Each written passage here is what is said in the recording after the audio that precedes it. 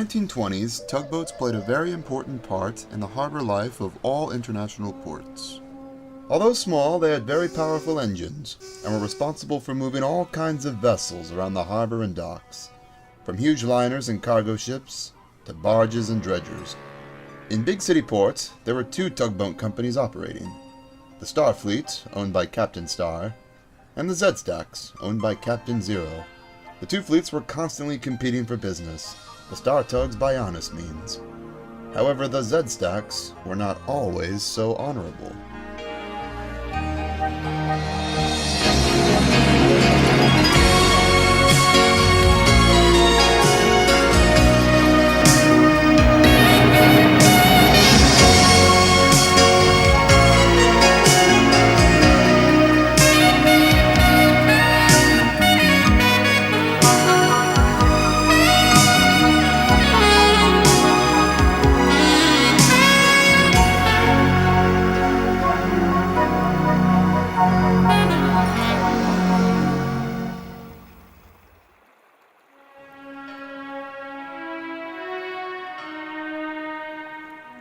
One day, 10 Cents and Sunshine spotted a strange tug drifting outside the harbor. His name was Boomer. 10 Cents and Sunshine approached cautiously. He looked so untidy, it seemed as if no one owned him. "Keep away," said Boomer. "Just leave me alone, please." "We can't do that," said 10 Cents. "It's dangerous." "So much the better," said Boomer. "We'll take you in," said Sunshine kindly. "Just leave me here," moaned Boomer. "I don't need help." "Why not?" asked Sunshine, moving in closer. "Because I'm a jinx. Bad luck," said Boomer. "Rubbish," said 10 Cents. "There's no such thing." "Oh no?" said Boomer. "You wait. You'll soon find out." 10 Cents fixed up a tow line and they headed for the Star Pier. Captain Star would be sure to know what to do with him. Then Sunshine called out, "10 Cents, your tow rope is loose." 10 Cents spun round to see Boomer alongside him. "How did that happen?" he said. "Did you do that?" "How could I? The rope's still attached to me," said Boomer. "He's right, 10 Cents. It must be the jinx," giggled Sunshine. "Well, the sooner we get him to Captain Star, the better."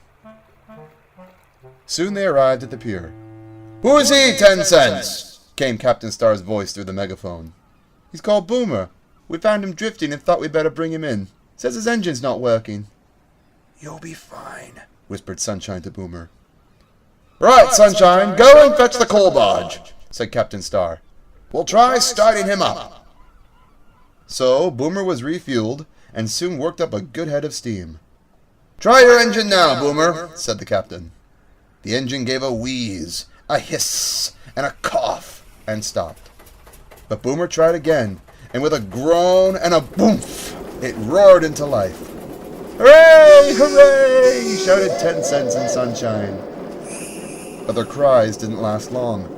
Smoke and steam poured out of Boomer's portholes and around the deck. There was a fire down below. "See what I mean?" said Boomer. "Pull him out!" said the captain. "Pull him out now!"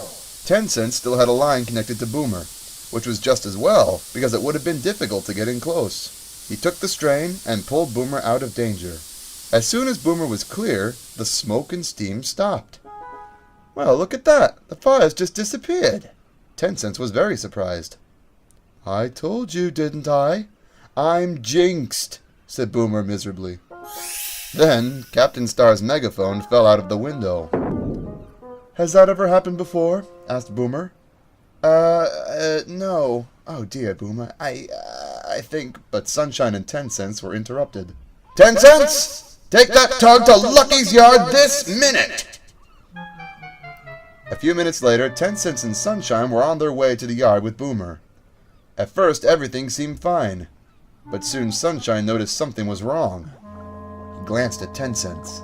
"I think Boomer's taking on water," said Sunshine. 10 Cents stopped his engine and turned round to see. Sunshine was right. Boomer was sinking slowly. Water had already splashed over the deck. No, don't worry, Boomer," said 10 Cents. But Boomer didn't seem very upset. "Oh, I'm quite happy. I'm sinking. That's just what I wanted. Cut yourselves free! Save yourselves while you can! Boomer continued to sink lower and lower. Then, he stopped. His wheelhouse and upper deck still above the water. Phew! That's lucky. He's come to rest on that old rubbish barge that sank a few weeks ago, said Sunshine. Boomer looked very miserable now. No, the jinx is still here. All I wanted to do was sink and become a home for the fishes. But I have to land on top of an obstacle that won't let me. I call that a real jinx. 10 cents went to get Mighty Mo, the floating crane, and a large barge for Boomer to travel on once Mighty Mo had lifted him out of the water. Mighty Mo moved into position and prepared to take the strain. Get that barge under Boomer as soon as you can. He's heavy and I don't want to hold him for too long, said Mighty Mo. Slowly but surely, the great power of the crane lifted Boomer out of the water. Then suddenly, Mighty Mo's engines died. The hoses have jammed. You'll have to take the barge with you and we'll travel like this, grunted the crane. Just as I thought, mumbled Boomer. Oh, another jinx? Sunshine asked Boomer. 10 Cents was cross that Sunshine was beginning to believe in the jinx. Don't be silly, Sunshine. Moor that barge somewhere and go and tell Captain Star what's happened. We must try and get this lot to Lucky's yard before it gets dark. But Boomer was a heavy tug, and they couldn't travel very fast. By the time they arrived at Lucky's yard, it was dark. They would have to work by the strong lights of the yard. Everything was ready. The lights were on, and Big Mac and OJ were waiting to take the cranes away when they were finished with. Steady as she goes, said 10 Cents in a tired voice. That's the raft up ahead, Sunshine. Suddenly, all the lights in the yard went out. Get your own lights on, you two, ordered Big Mac. 10 Cents and Sunshine obeyed instantly. But then Mighty Mo's lights went out. Without his powerful spotlight, no one was sure where they were going. They had to keep going, for if they stopped, Mighty Mo would crush them.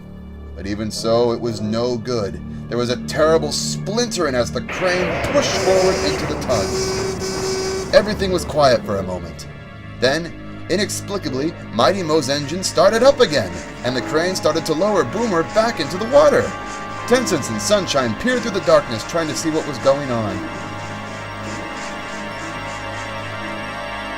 After that, things calmed down. Boomer was put on the raft and stayed in Lucky's yard for repairs. When Boomer came back from the repair yard, Captain Star thought he'd try again. He asked Boomer to do some barge work, shifting cargoes from one place to another in the harbor. It was a disaster. Every time Boomer tried to do a job, something went wrong. Then one day, he careered into the pier. Boomer would only take a few days to repair in Lucky's yard.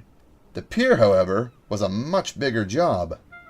Captain Star began to regret taking Boomer in. After that, Boomer spent a few days working for Captain Zero, helping with the munitions contract.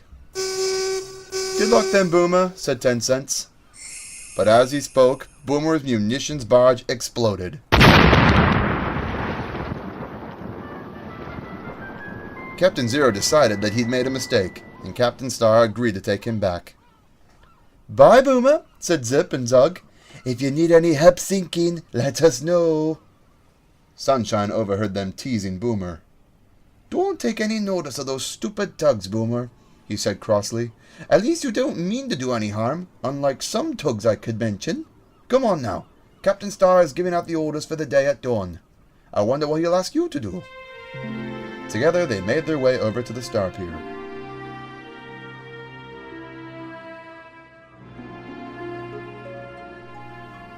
The tugs were standing by for their orders.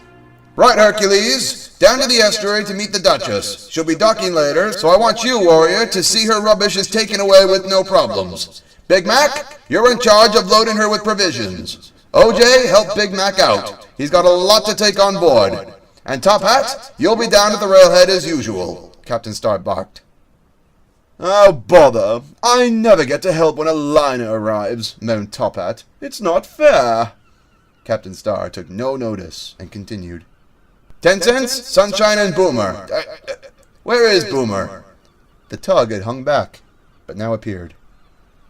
Right, you two. Show Boomer where the schooner is. There are no engines to catch fire, no crane hawsers to go wrong, and no buoys to sink. Just plain sailing, we hope.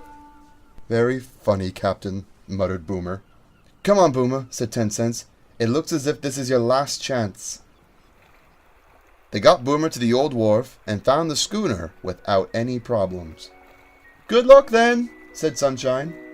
No such thing, moaned Boomer, who was determined not to be cheered up. 10 Cents and Sunshine made their way back to the harbor for the rest of their day's work. This jinx thing is all rather mysterious, said Sunshine. It's beginning to give me the creeps.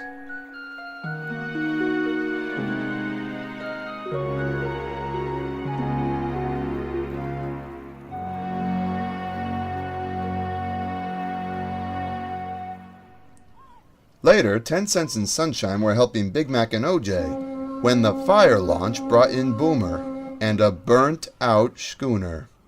Boomer, what's happened? Asked 10 Cents in dismay. Lightning, said Boomer. OJ looked all around him. Lightning? On a beautiful day like today? It doesn't seem possible, Boomer, said OJ. That fire launch object didn't believe me either. He says I was going too fast, and a spark flew out of my stack. I know it's not true, but I can't be bothered to argue anymore. Boomer sighed wearily. After the schooner incident, Captain Star decided that he'd had enough. He told 10 Cents and Sunshine to take Boomer to Lucky's yard, and left strict instructions that he was never to be used as a tug again, no matter what. 10 Cents and Sunshine felt very sad as they left poor Boomer all alone for the last time. Bye then, old friend, said Sunshine. Boomer gave a sad little whistle. So they were very surprised when a few weeks later, Captain Star told them to go and collect Boomer and take him upriver. I don't like the sound of that, said 10 Cents. There's a ship's graveyard up there, you know, full of rusting hulks. They prepared themselves for the worst. When they reached Lucky's yard, Boomer the tug was nowhere to be seen. Instead, moored by the pier was a strange-looking floating house. Good morning, good morning, good morning, said Boomer's happy voice. Sunshine couldn't believe it. Is that really you, Boomer? He asked, amazed. Ah, so you're a houseboat now, said 10 Cents. Don't you feel a little silly? Not at all. It's what I've always wanted to be. Now hurry up, you two. I can't wait to get to my new mooring upriver. On their way through the harbor, they met other tugs, who gave the new Boomer a cheery greeting. Boomer looked so happy. It was obvious that he was going to enjoy himself in his new place. Oh, I hope it's a nice shady place with lots of trees. I want some protection from the sun in summer, to stop my nice new paintwork from peeling off, said Boomer, almost to himself. 10 Cents and Sunshine grinned as they carried on. Eventually, they came to the spot where Boomer was to be moored. Oh, it's lovely, said Boomer. At this point along the river, there were trees lining the bank. One of the largest cast a shadow across the space, which had been marked out specially for Boomer. 10 Cents and Sunshine smiled when they saw the sign. It said, Done tuggin'. Home, sweet home at last, sighed Boomer, as 10 Cents and Sunshine pushed him gently towards his mooring. Thanks for everything, you two, said Boomer. I'm sorry if I got you into trouble. Ah, no problem. Let's just hope the jinx is gone once and for all, said 10 Cents. We'll come and visit you, said Sunshine, turning to go. When they reached midstream, 10 Cents and Sunshine heard a dreadful creaking noise. Turning round, they saw a tree had crashed into the water. It's the jinx! Yelled Sunshine. But Boomer was laughing. No, no, no, no. If I were still jinxed, the tree would have crashed down onto me. Or worse still, one of you two. The jinx is gone. So it was back to the usual routine for 10 Cents and Sunshine. But Boomer had finally found his ideal spot and settled down to enjoy himself.